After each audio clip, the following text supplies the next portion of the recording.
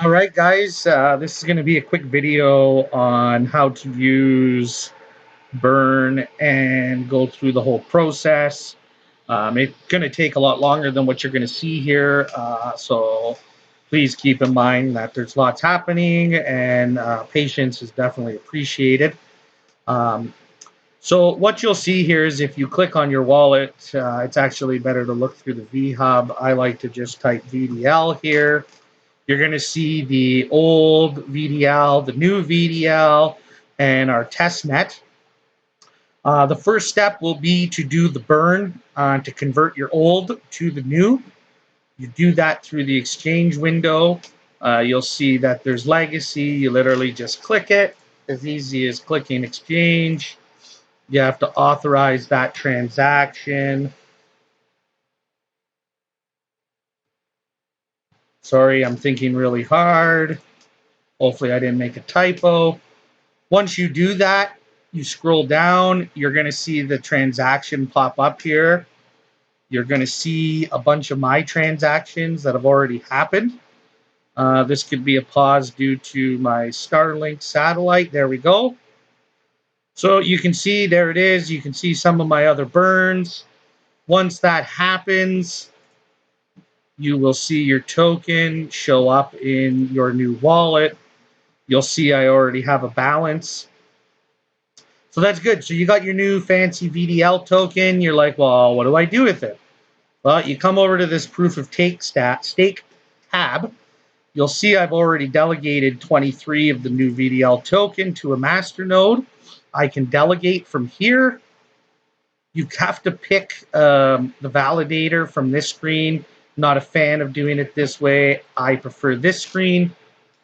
You are free to choose whichever delegator you want. You can check out each one. These are the details of how much you have, obviously 0, how much I can delegate. This is some information about each. You're free to choose. So, for example, I'm going to delegate these 54. You click on delegate. Do not, and I repeat, do not leave your account with 0 in it. You need to have enough to cover the transaction fees. My suggestion is always to keep, like I just did, take it out, leave 0.1 in there. It's not going to be a big difference. You hit delegate, you hit authorize, you're going to get a transaction. If you're patient, this screen will update. I am not. You can click on reload. Pay attention to the 351 tokens. You'll see I'm now delegating 77. When we go to the validators, our validator numbers increased here from the 351. You can see I have no token to stake. I've staked. I can delegate the 0.1 I don't want to. Once things get rolling, you'll start to see your rewards where you can claim them. You can do this on testnet just by simply swapping. You'll see that I can been playing here. Now you're looking at the validators on testnet. Again, all good ways to test and play. You can see there's some unbonding happening. That's for testing purposes. I encourage you to play with mainnet after you maybe play with testnet. Once you validate and you want to undelegate, so for example, I could undelegate or I could redelegate to a different delegator. If you want to withdraw through undelegate, there is, I believe, a 21-day waiting period, just so you are aware. Things to look for when you're doing this, a good place to look would be on the new Explorer, which is explorers.vidulum app. Again, you can see both. You can go staking. This gives you a slightly different view. In here, you can see the crypto to Mars. You can see we have our website, a logo, some information here, identity. This is me that set this up, so that way there you guys are able to contact me and validate that I'm real through, I can't remember the site, PM me and I can get it and give it to you. Keybase.io, that's it. You can see I'm 91% self-delegated. So what that means is I took my own token, and because I'm the operator, I am able to self-delegate. This is an important number. This shows commitment. It shows that the person running the delegator is serious. This is the total tokens bonded. So anybody that does it through the Vidulum wallet through here, it adds to this total. So it'll drop my self-delegation as people do that. These are important numbers. This commission rate, 11%, goes to the validator operator. The max rate means we can increase it to a max of 30%. That is only there for if the network gets unbalanced, meaning that when you look here, somebody has like 40% of the voting power, you increase this percentage, that's going to deter people from wanting to delegate to you because you're taking more of a cut. You'll see we all agreed to 11%. The max we can go to is 30, and the change rate, this 1% means we can only increase it by 1% every 24 hours. So to get to the 30% max, we would have to do a 1% increase over 19 days to get to 30%. This should rarely be changed, these numbers. You can't change this once the validator's set up. Actually, I think you can. There's a process, but I would not recommend anybody does that. It's not good to play with these numbers for the sake of being confident in the validator you're staking to. This guy starts changing things, you're going to lose stuff.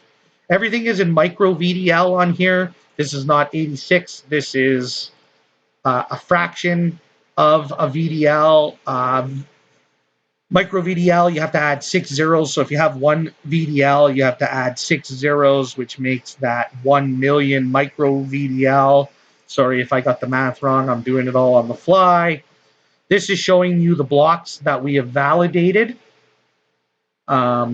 which is just, it's a status. If this rig is down, if this validator is down, these will be showing up red.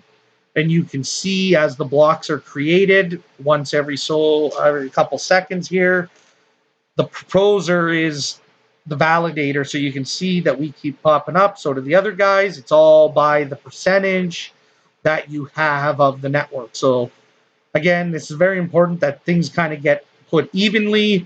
Not bad that there's, gaps and differences, but we can't have one guy at, 50%. Because it's the same rule as with mining, that you're vulnerable. So it's very important that these master nodes kind of get spread. Of course, you're able to support, the Crypto to Mars crew can strictly validate to our validator if they so choose to. The rewards are all automatic. Again, like I showed you over here on my test account. Actually, sorry, I have to show you from this screen. You can see that I can actually claim. So when you claim these VDL, you authorize the transaction. I just claimed my rewards. They're going to show up in my testnet wallet. So you're going to see eventually here this number, once everything gets processed. Sometimes it takes the old reload.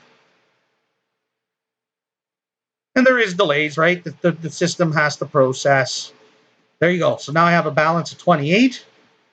So I just claimed my rewards.